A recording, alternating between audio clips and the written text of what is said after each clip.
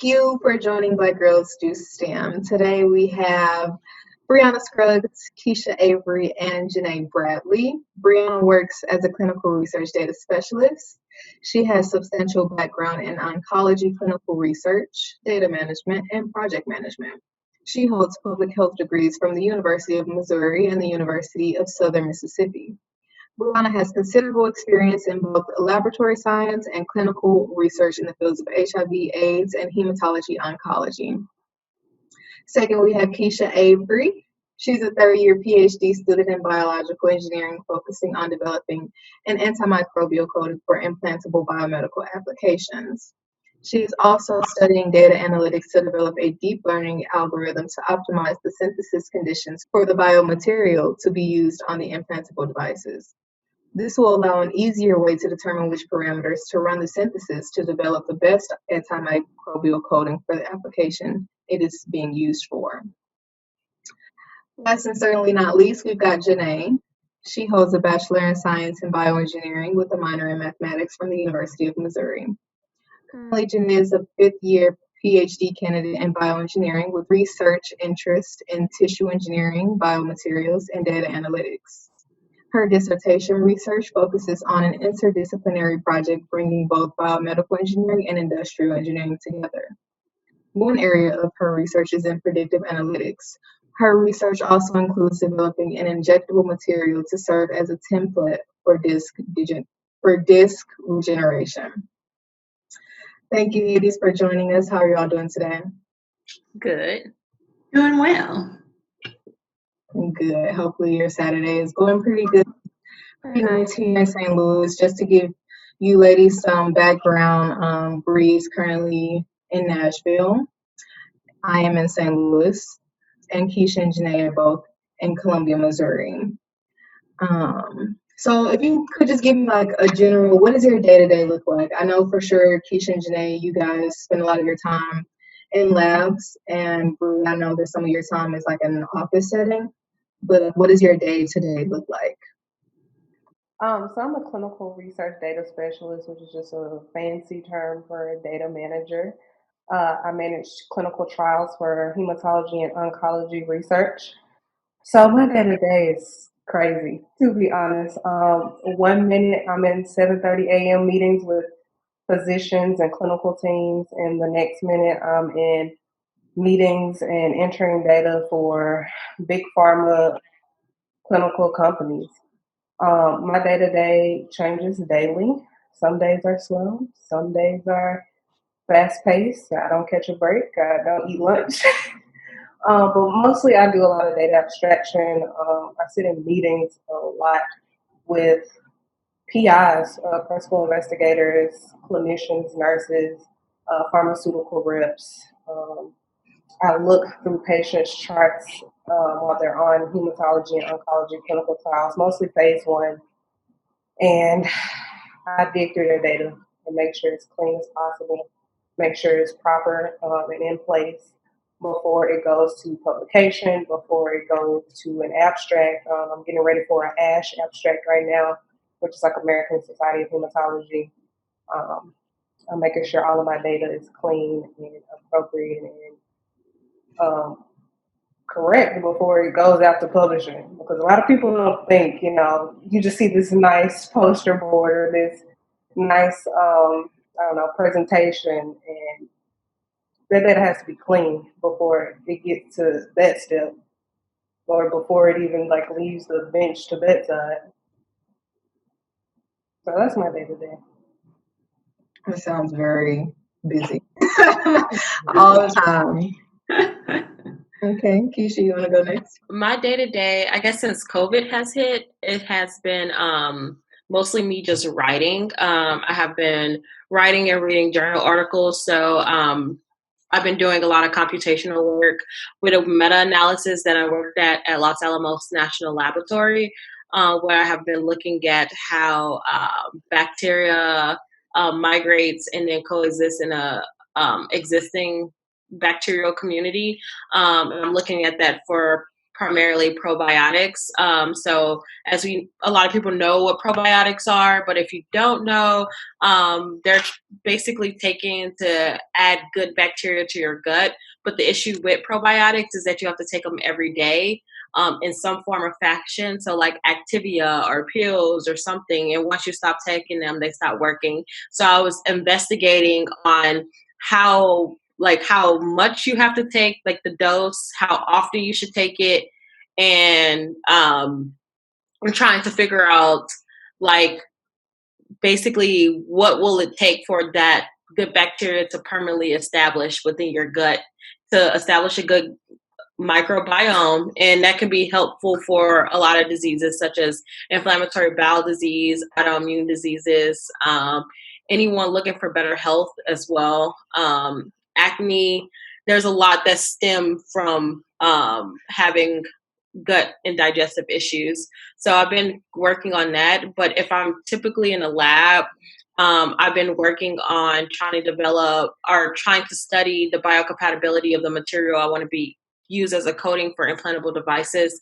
So I currently just ran a set of ELISAs and BCAs that looked at how it interacted with lysozyme. Lysozyme is a enzyme in the body that acts as a natural antibiotic for the body. So I wanted to see how it interacted with my material. And my material is porous, and it showed that it was absorbing lysozyme, which means that if my material is antimicrobial, it can hint how antimicrobial it is to prevent infections. And the next step for me is using fibroblast cells and studying cell viability with my material. I want to see how many cells are viable after my material is being introduced to them.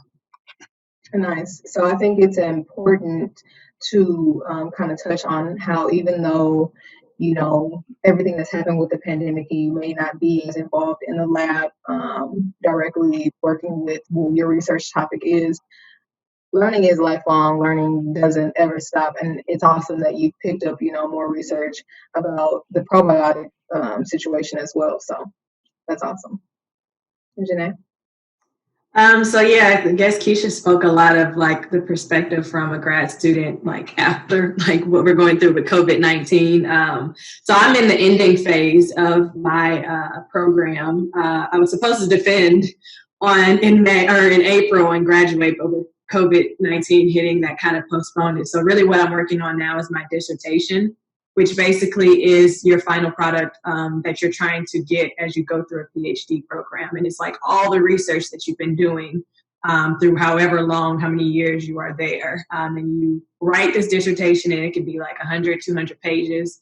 And then you defend it before a committee of professors that are like in your area, or what's cool about it's a committee. So you put a committee together, and this committee is like experts and professors in their respective fields. So I have like a person that's mechanical engineering, like biomechanics. I have somebody that's in data analytics. I have somebody that specializes in nanotechnology. And I also have somebody that specializes in tissue engineering. And so all of these people on this committee ask me different questions from their perspective and from their experience. And I have to be able to defend my results from my experiments and my research and why it's important, all of these things. And if, they're like, okay, you've done it, then I pass. And they're like, congratulations, Dr. Bradley. So that's on that end of the PhD program. But when you come in, it kind of looks different because you're going to start off taking classes. So really you're finding a balance between working in classes, and then I also work in a wet lab, which is basically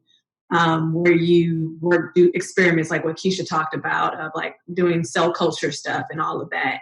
And then I also, so once you have these classes and you're balancing research, you get to a point where you're done with your classes, you've fulfilled the requirements, so you're pretty much just on your research. And so that's where I'm a mix between a wet lab, and then I also do data analytics. So in the wet lab, I am working on a biomaterial for disc regeneration. So it basically injected, and you want to have a good response of like regenerating the area. And so I make the material and then I go through and I have to characterize it. So looking at, is the mechanical properties similar to what the area I'm putting it into? Is the cells, like I've been working, I showed Keisha like how to do cell culture. And so you want to know if you're putting in this in the body, is the body going to respond well or is it going to reject it? Is it toxic to cells?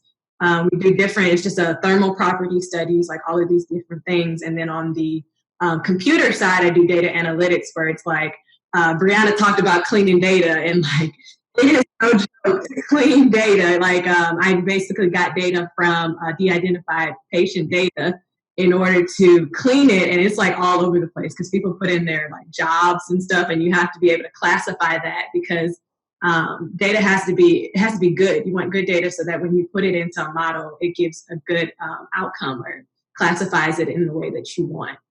So that's what that looks like. So I pretty much spend my time working in the lab and like doing different experiments. I come in, I like it because I can pick my own schedule and then go in and do whatever needs to be done, experiment. And then on the other side, I can work from home and do my models and my research and the data and all that. So that's kind of like what my day looks like. And I tried to guide you through like the beginning, what it looks like. And by the end, you're done with classes and you're pretty much like on your research. Yeah. Definitely. I think a great point to take away from all of that is all of your jobs are multifaceted. It's not like, you have one role and you go in and you do this. That's completely unrealistic. All three of you guys talked about, cleaning the data and data analytics and all that good stuff. I personally don't deal with it, but I do understand that it is very important, especially in the science space, that you have those tools to be able to look at a set of data and understand what you're actually seeing. And when it's messy, when it's all jumbled together, when there's a million people who's putting that data in, you also have to have the toolkit to be able to go through and sort through the information so that you can even read it to make sense of it. So I think that is awesome. That's so great. So I haven't gone back to school for a graduate degree, but I do have intentions to do that. Can each of you kind of tell me like what helped you decide to continue your education? Like what guided you towards the programs and the specialties that you chose to study? I guess I'll start with you, Janae, since you're coming up at the end of it and you probably like are, excited to be out of it, but also maybe taking some time to reflect on, how you got there. Yeah, so you're asking how I got into a PhD program? Okay. Yeah, like what helped you choose to go to continue on to your PhD as opposed to jumping right into industry after your undergrad? So when I came in undergrad, I didn't know what I wanted to do. Even engineering, I didn't really know what that was until like people just told me I was good at math and science, and they were like, you should go into engineering. And so when I went in, I kind of figured out what discipline of engineering I wanted, which is bioengineering. And then I hadn't even thought about, I didn't really know what grad school was. Like you hear people talk about masters, and like when you think of a doctor, a lot of people think of like a med school, like, somebody, a doctor, a pediatrician, like surgeon, all of those things. But you don't think about the doctors that are like philosophy and like of research. So like you have these doctors that are performing all of these surgeries and implanting things, but a lot of people don't think about the research that goes into making these devices. Like if you think of a hip implant or something, something like that, like you have to make these that they're biocompatible, that they'll last for a while, and then also that they're easy for the surgeon to implant. Like you want them to be able to do it easily. And so I got more into the amidst Express program, which gets minority students interested in biomedical research. And from there, I learned all of these things like, oh, there's something behind that, the med field. You can do research on things. And so I decided, first I thought I was going to get a master's, and I decided that I wanted to go for a full PhD. And why I decided for the PhD is because what I figured out what I wanted my career to look like. I think that's a big thing if you're going into grad school. Know why you want that degree. One, it'll help you figure out, like help you get through it, because if you don't know why, it's hard. Grad school is hard. If you don't know why you want that degree, it's going to make it even more hard. But I knew going in that I wanted to work at a national lab or something like that. And in order to do that, I had to get a PhD. And from there, it was kind of like, and my vision has changed a little bit because now I'm like, oh, industry or government.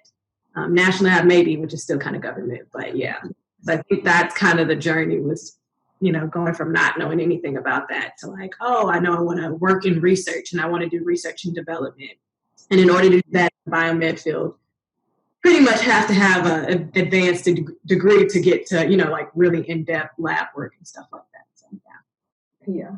So you kind of decided like what you wanted to see for yourself as a final career, and then you had to define your purpose to help push you through your PhD. Yeah, because it's definitely hard. And if you don't know, you don't have that end goal in mind of what you want it to look like, you can get lost in the shuffle. And grad school is a lot of mentality. A lot of people will say that like people can do the work, but mentally you're constantly on feeling like you need to do something, like be in the lab working. There's always things that need to be done. And so having that goal really solidifies that, I'm doing this for a purpose and I know why I want to do it. Right.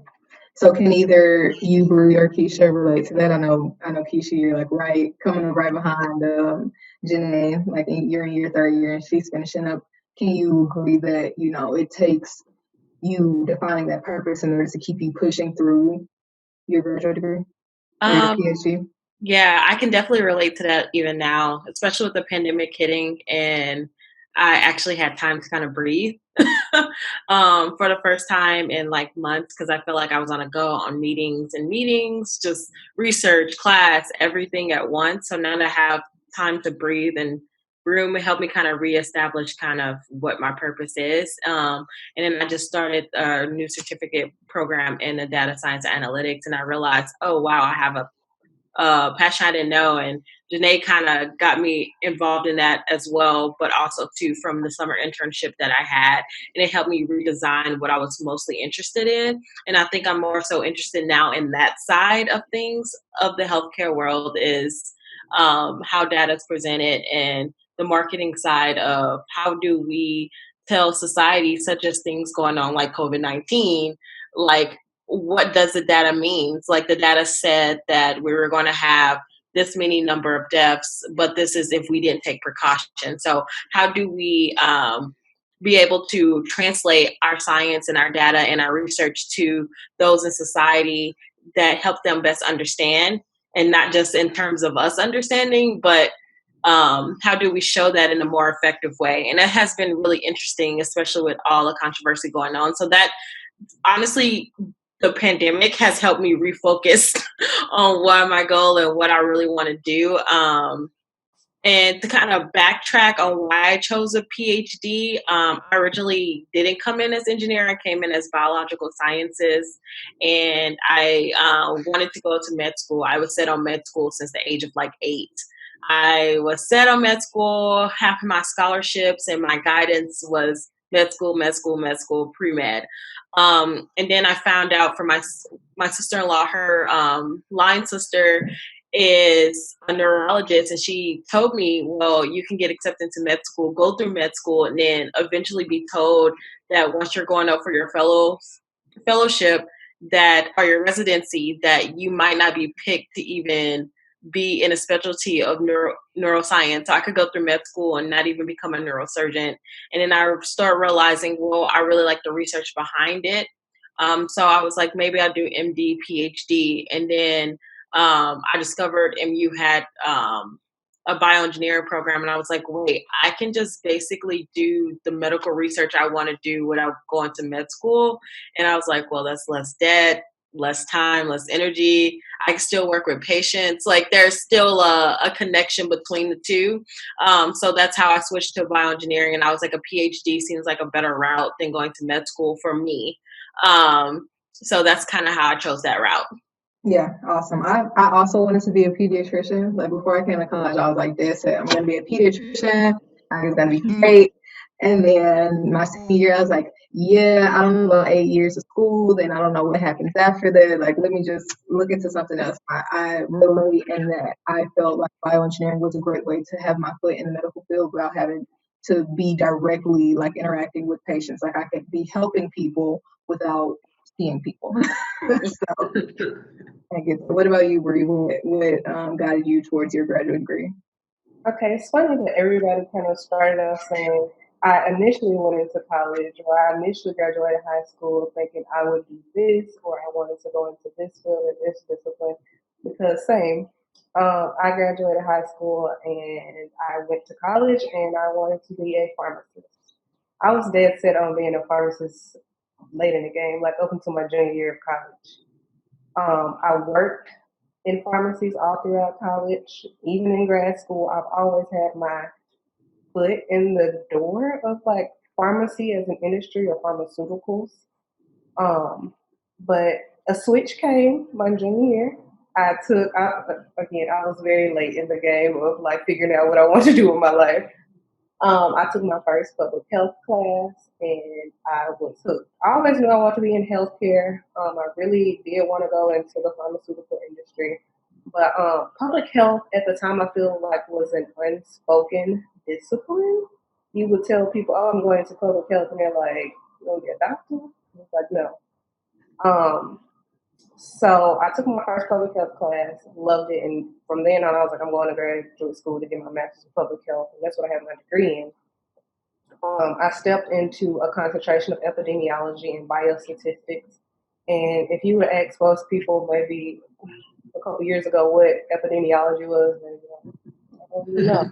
But especially now with COVID-19 going on, everybody know what an epidemiologist is now.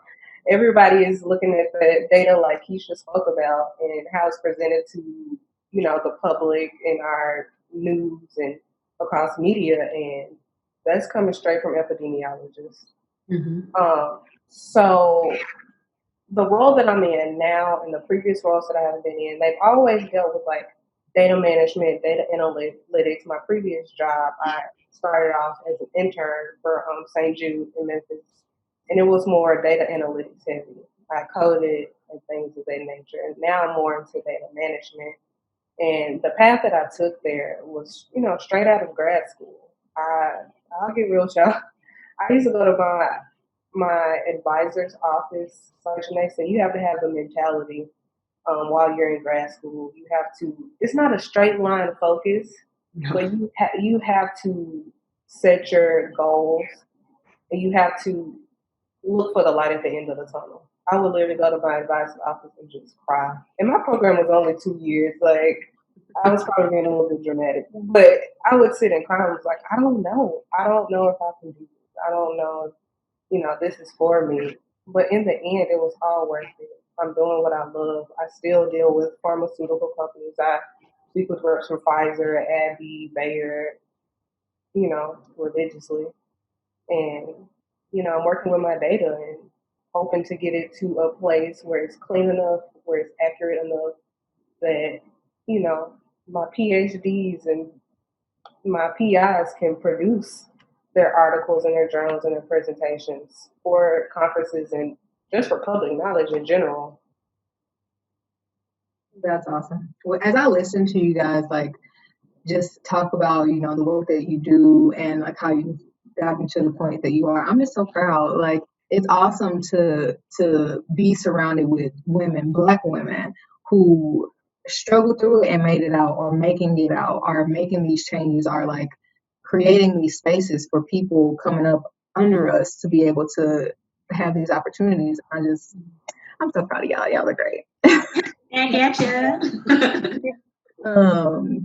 So personally, kind of on the same topic, but kind of diverting a little bit. Personally, the climate at my job is very similar to that of my college experience. One of few Black people. I'm still working through, how to find my place in the company culturally, but I'm also not afraid to create my own spaces. I'm not afraid to talk about things that might be uncomfortable for some people, regarding my Blackness or just how I show up as a Black woman in STEM. The main difference that I can really see, in the real world, my job world, is how slow everything moves. With school, I feel like there was always an assignment, an event, seminar, somebody has to go to work, it was busy. But with my job, it moves so slow. How do you, Bree, think you transition from school life to industry? And do you think the pace of your work differs from that of school, and are the expectations, different from that of school? That's a great question. I don't think I've ever really thought about it up until now, but it definitely is a transition. Like we go to school for at least 12 years, and then if you get, you know, higher education degrees or secondary degrees, you're in school 18 years, and then you're just thrust into the workforce, and it's a new normal. Like I'm still pretty new. I'm like a year and a half into the workforce, and it's a new normal. I feel like I can breathe finally. A lot of times school, like you said, I gotta meet this deadline, I have to meet with this person, I'm part of this organization, I have to do this. For me, I work a 9 to 5, like a 7:30 to like 4. So once that's over with, like Monday through Friday, I can breathe. And I feel free on my weekends.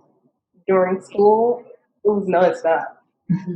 Nonstop. On the weekends, you could be working on a 20-page paper or, coding for a project that's due, a month in advance. Mm-hmm. I appreciate the workforce a lot more than school, probably more than most people. Everybody will say, once you finish school, you're going to miss it. And I do. I miss the learning part of school. You learn on your job, but I do miss the learning, even if it's not in the classroom. I miss learning from different people that I got to meet.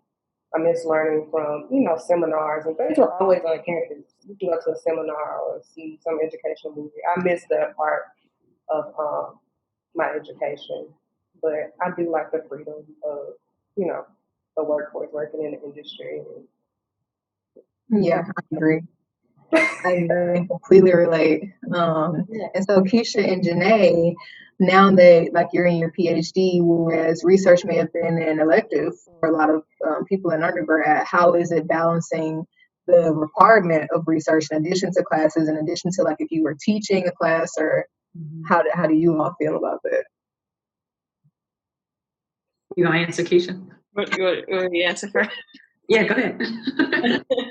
Well, I gotta say in the beginning of my PhD, I feel like it was definitely hard because I started off coming in as, I want to go into academia, teach, do research, and everything. Where now I do not at all.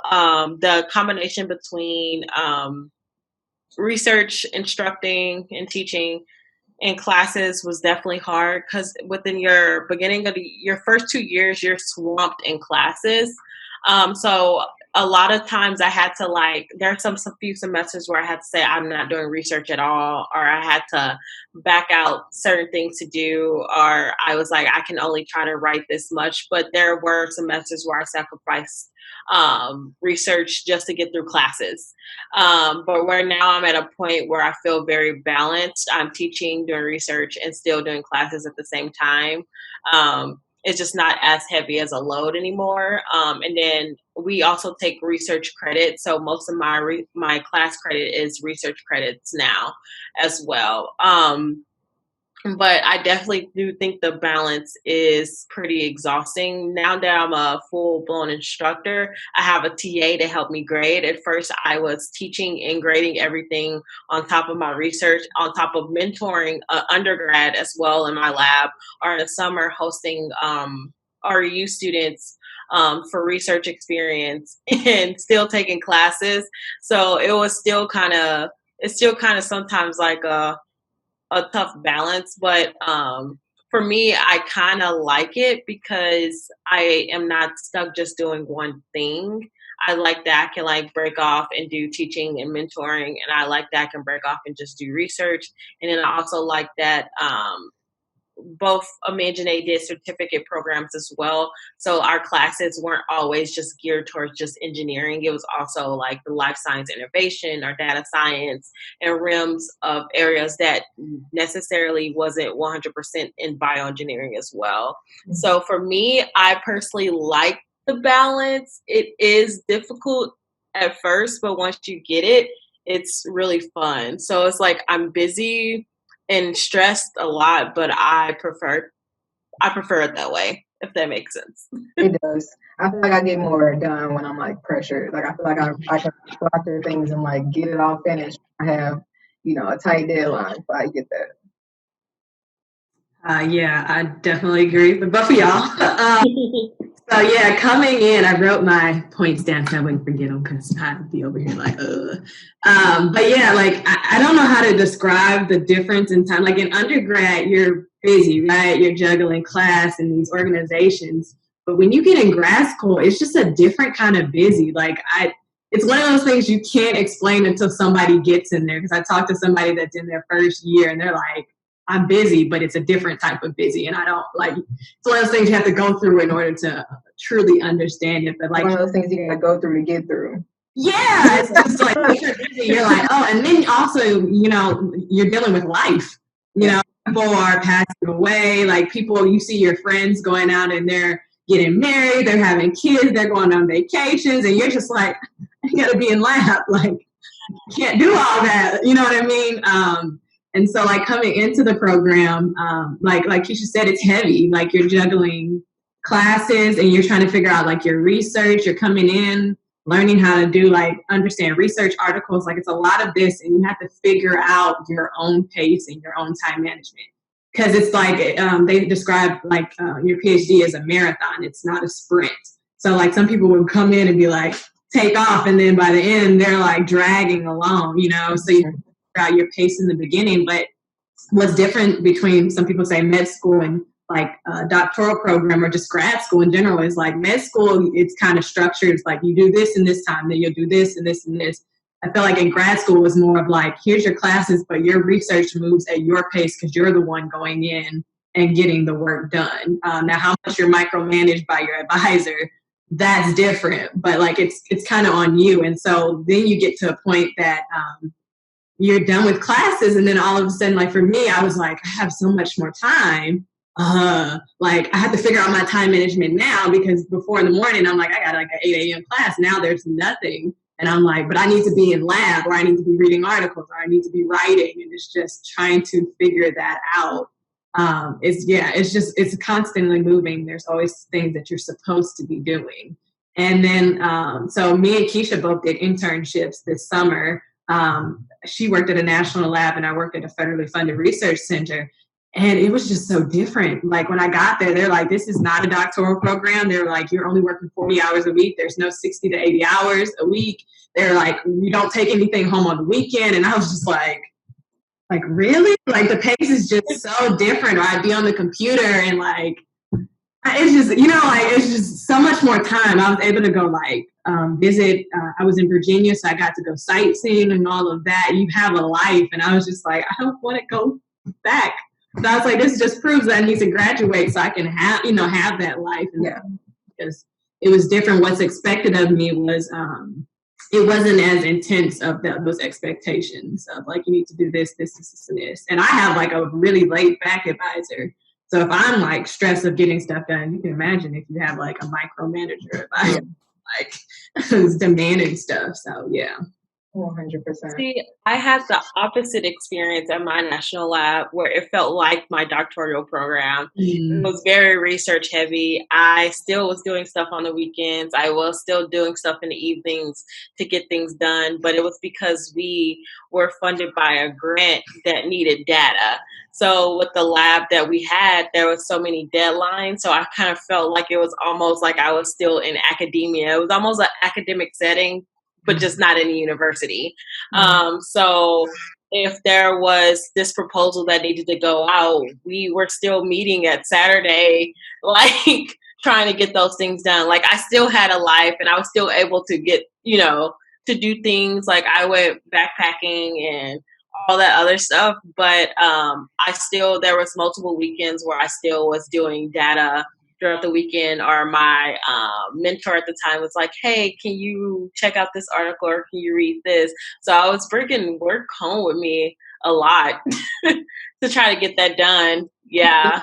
It happened to the end and we had our final presentation. Did I bring something home? Because it was like a deadline of a project or whatever. But I appreciate my weekends. Yeah, but that's interesting too, because it displays that there's no one path. So both of you are in your PhD for bioengineering, but your research topics are so vastly different, and you both have experiences at a national lab, but your experiences are completely different. So there's no like one way that things can go, even when it looks the same. It can be totally different. You just kind of have to be open to whatever comes your way. Mhm. Okay, so I think I'll go ahead and wrap it up with this final question, just for, for a little nugget for the girls. What advice can you provide regarding how to stay in touch and feel supported within your graduate degree program? Because I know we all went to Mizzou, PWI. Even Bree, when you went on for your graduate degree, you were still at a PWI. What ways, I guess, can you kind of take initiative to make sure that you're supported when you don't necessarily have people around you that look like you or that came from where you came from, or you know? I say network as much as possible. I was lucky enough in my grad program to have administrators, advisors, professors who look like me. But everybody doesn't have the opportunity at every academic institution or workplace. There may not be people that look like you or who have the same experiences as such. I was very blessed. My advisor was a Black woman in public health. I love her to death. I text her the other day. Um, but what she always told me was network. Go to those networking events. Sometimes you just have to stick your neck out and introduce yourself and say, "Hey, I'm new in this field. I see that you've been in this field 15 years. What could you tell me to help me elevate myself or help me get my foot in the door?" Connect with people on LinkedIn. Connect with your professors. If you're in a cohort, connect with those people. Some of my grad school classmates and people in my cohort are really good friends, and they're in different fields. I have friends who are epidemiologists at the state. I have friends who do clinical research like I do. Um, Connect with them, with as many people as you can. I know it's sometimes hard if you don't have a support system. No, it is hard if you don't have a support system, whether family or friends from high school or college. It's difficult. Sometimes you have to stick out your neck to those people you don't know. But if you're trying to get in a specific field or discipline or get to a certain level, you have to make those connections. Agreed. Networking is probably the most important thing that you could do ever. Like It's from not undergrad easy. to it's absolutely necessary. I would say networking as well, and keeping those that you have made connections with, even through undergrad. Like Janae was my mentor in IMSD Express, and it just happened I stayed at Mizzou, but she became my friend along the way too. So like having that, and from her friends and my friends, we all became friends too. So like joining your circles together. It doesn't matter like where, who. Like your friend Crystal, like I've met her randomly at the conference, and now I consider her one of my friends, but like we have a group chat that I'm like, hey, have y'all ever experienced this before? Have you been through this? And there's like a bunch of group me's that are circulating. A lot of things that I do to find support systems is find pages on Instagram and Facebook that are like Black women in healthcare or Black PhD students and different forums and groups that actually do help, and you go into there and you be like, oh man, I'm feeling the same way. Those are just simple ways to even find us support, and even before deciding if you want to go into grad school or take those options or those career paths, you can join those groups and say, hey, what are some difficulties you have? Can someone look over my CV? Even through LinkedIn, you can find alumni who might work at companies who look like you, that you can like reach through directly and say, hey, I see you're alumni of da da da. Can I reach out to you? How's their work environment there? I got an interview here, but I want to see how it might be to go to this university or to work for this particular place.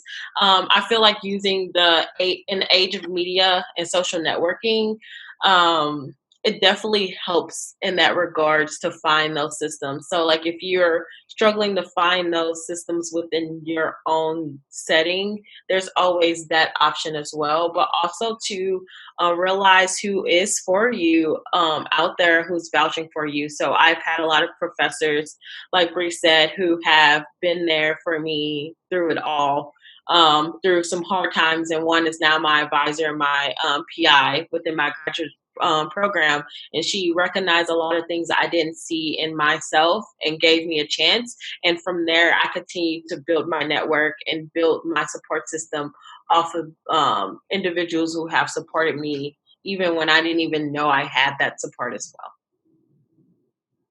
Amen. I agree. I think it's important to know like who is for you, who's for your success, and who's just kind of checking off the list, because that will make all the difference in your success, in your journey. I think that's really important. Yeah, I probably would be along the same lines. Like I was lucky that I have 2 women as my advisors or my PIs. So, and then the first one was intentional because she's my PI from undergrad as well. And then the second one, it just worked that way because going to speak with her and like, you know, like I'm a person like I need to know your vibe. Like, are we going to vibe well? Like all of these things, and how are you going to treat me? And so I think it's very, I was very intentional about the support and the community that I built while I'm here at Mizzou. So when I say that, I'm saying like, even if most of them don't even look like me. Like, I don't think I have, because there's none in engineering. There's no, besides like Dr. Ennis, and he's gone. So that was a Black male in engineering. So most of the people, they don't look like me. But I know I built a community where I feel like I can have conversations with them. I feel like they'll be honest with me and they'll keep it real, because there's sometimes we need support, and then there's sometimes where you're like, I need you to keep it real with me. Am I walking into a trap, or like, should I not say this in this room? And it's also important that you have people that are able to speak for you when you can't be in those spaces or in those rooms, that will speak up for you in general. And then I was intentional. So like within my community here at Mizzou, within like academics and stuff, they don't look like me. But like Keisha said, we have a whole group outside of it, and we're all Black women. We're all PhDs or have gotten their masters and trying to get to med school. And we hang out, we talk. I mean, we probably talk about our struggles, and we just kick it. And I think that is a great balance, because being Black and being a woman in these spaces, like I feel like I want to be able to go home and like be able to talk the way I want to, right? Because sometimes we code switch. I mean, it shouldn't be that way. We should want to feel like we can be our true, authentic selves in whatever spaces we're occupying. But like when I go and I'm talking to Keisha, I can be like, girl, the things that I feel like I can't do when I'm in academia and presenting, which granted, I'm a little more open to doing it now. I show a little bit more of myself because I'm like, y'all just gonna have to accept me in these spaces a little bit more. But I think having support, I guess, would be my networking, but that support is so crucial to get through, because I definitely had moments, hard times and breakdowns, but you have somebody that's like, nope, I see the potential in you. I see what you're doing. Like, you're not quitting. Like, you're going to have your good cry, but then you're going to pick it back up, and we're going to keep it moving so you can get to your goal. So. 100%. I also completely vouch for the fact that everybody needs a champion. And sometimes your champion is somebody that can stand up in spaces where you cannot. Sometimes your champion is somebody that is in rooms where you are not. You need to have somebody on your side who knows what it is that you want and is willing to go to bat for you to make sure that you get what you want. Yes. And that's excellent. And also, you kind of segue into my final point. My first, I wanted to say, show up as your authentic self in every space that you are. Understand that, sometimes you will have to code switch, like you have to bring it in, but be yourself down in your core. You might not be able to talk to your boss or PI the way that you talk to your friends and your family, the way that you may be able to talk to me, but don't let that change who you are as a person on the inside. You can pull it together, you can be professional, you can still be yourself. Exactly. Yeah. So, ladies, I wanted to thank you so much for, being involved in this, like, super honest, real conversation. And hopefully it was as good for you as it was for me. I had a great time today. Yes. Here, thank you. Beautiful. Thank you all for, being who you are, and that's just it. Thank you for being who you are. That's really what it boils down to. Yeah, y'all are beautiful. It's so good to see. Yeah, Brianna, we're gonna have to keep in touch now. I feel like I haven't seen you in years. You said what? Magic flowing. Years.